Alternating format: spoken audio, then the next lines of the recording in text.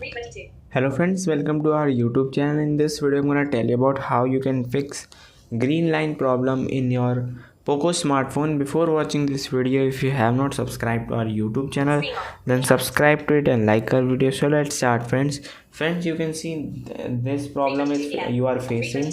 How you can fix this? You have to swipe by two fingers, then you have to draw a pattern like this. TalkBack menu. Cancel.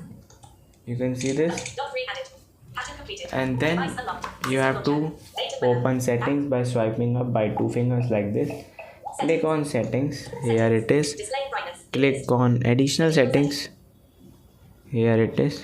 Additional settings. Navigator. And Button. then you Add have to list. simply Double tap. click Activate. on accessibility, Accessibility. Navigate. click on vision, Vision. TalkBack, and you have to off the setting. TalkBack. Here items on the screen.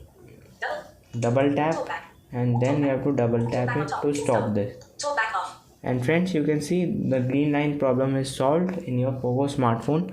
I hope you like this video. If you like this video, then subscribe to our YouTube channel for more helpful tips and tricks videos.